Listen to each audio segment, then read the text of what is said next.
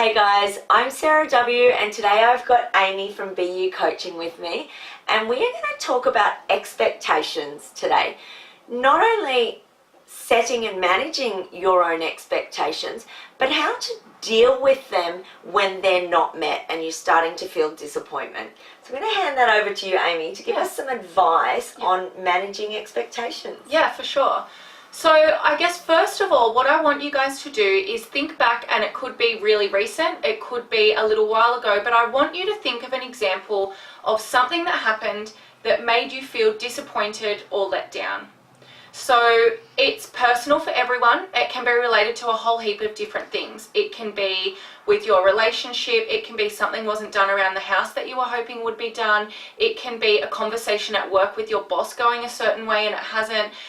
A whole heap of different things. But how did you feel when it didn't work out as you thought it was going to, or things didn't play out as you thought they were going to? And when did that feeling of disappointment and feeling let down really start to come in? And then what I want you to start to consider is that the only reason that you are feeling let down or disappointed is because you have set an expectation over that scenario. So whatever it is, you were thinking it was going to go a certain way and it hasn't, and now you feel disappointed, now you feel let down. So can you give us a bit of a real life example so we can work with that? So what's instantly coming to mind is chores around the house. Yeah, for sure. I came home from work last night and my partner Rob was putting the kids to bed and, cleaning the kitchen and stuff, and the kids weren't in bed when I got home from work. Yeah. And I instantly felt disappointed because then I was going to have to put them to bed, whereas I wanted to come home and just relax and enjoy a meal with him. Yeah, so as you're driving home, what's your thought process? You're like, oh, I'm going to get home, have dinner, relax, I've had a big day at work. Yeah, absolutely. It's going to be really nice because he would have done these things, which is going to allow us to spend some quality time together as well. Sure. And then I came home and the kids were running around. Yeah. And, they're not unrealistic expectations to have. Of course, we want to be able to spend time with the people that we love and have that quality time. But my first question for you is, did you voice those expectations to anybody or to Rob to let him know that that's what you were thinking? No, not exactly. Yeah. Not directly, no. Yeah, so I guess that's the first bit that we can start to catch ourselves out on is, so obviously number one is realizing when we do feel disappointed or let down, it's because we've set an expectation, and that then starts to create that space between the thought process there, so we're not 100% attached. But then the second question is, well, how does this other person or this scenario or event or conversation, whatever it is, how do they know that that's what you're expecting or that's what you're wanting from the scenario? I think we must take it for granted sometimes. Yeah, and sure. There's this story that, well, they should know. Yeah. They should know that after a long day at work, when I'm coming home at 7:30 p.m, they should know that I expect the kids to be in bed. Yeah. They should want to spend quality time with me as well. Yeah. How do we get around that? So I guess it's also realizing that it's not necessarily that they don't want those things as well, but you don't know what has happened in their day or what they've been doing, in the afternoon, or, something else might have happened elsewhere that's thrown them off as well, and they could be feeling stressed or, all of these things. So it's realizing that it's not just you that can control everything around you. There's so many other aspects that come into play, and it's starting to realize that the only things that you can control are within you. So you've got your thoughts, your feelings, and your physiology.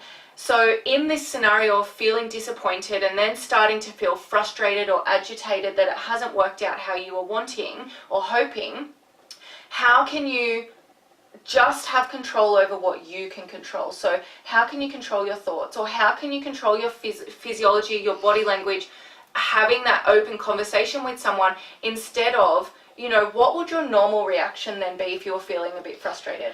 Well, I think what is really common for myself and for a lot of women as we're busy and we've got children and stuff is to just internalize it, which Yeah. probably shows a lot more externally than you think. Yes. So, you know, I'm very guilty of coming home and if chores aren't done or things don't meet my expectations, getting cranky and just doing them myself and Yeah. stomping around. Yeah. And, you know, I'm already thinking ahead that Yeah. the impact that that had on the rest of the night For sure. for me and for the whole family Yeah, definitely. is not a constructive Yeah.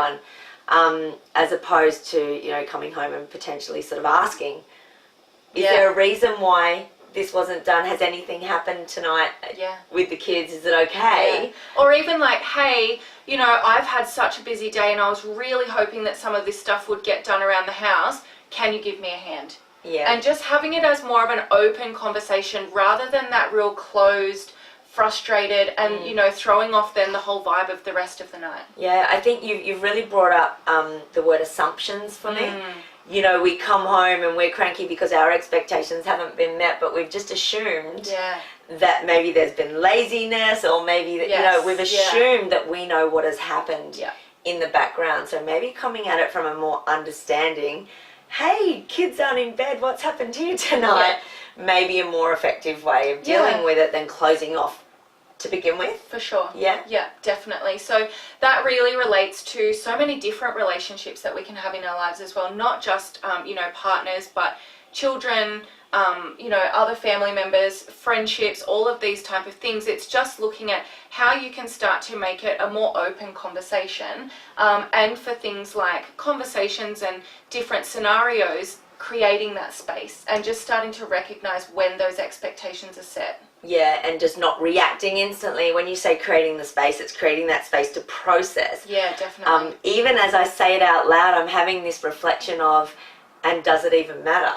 Exactly, yeah. You know, we put expectations on everything. Yes. And then we feel this disappointment when it doesn't go to plan. But, you know, what, at the end of the day, I got home and put the kids to bed Yeah. 15 minutes Yes. later than I'd hoped. Yeah. And I could have gone on with that night as planned, as Yeah. opposed to be honest, I derailed the whole night Yeah. because I got upset that Yeah. my expectations weren't met. Yeah, for sure. Beautiful. So just, I guess what I'm taking from this is just take a little bit of time to understand why you're feeling Yes. disappointed. Yeah. Assess whether your expectation was realistic or Yeah. whether it was even communicated, Yeah. and go from there. Yeah, for sure. Definitely. Awesome. Beautiful. Awesome. Thanks, Amy. Thanks.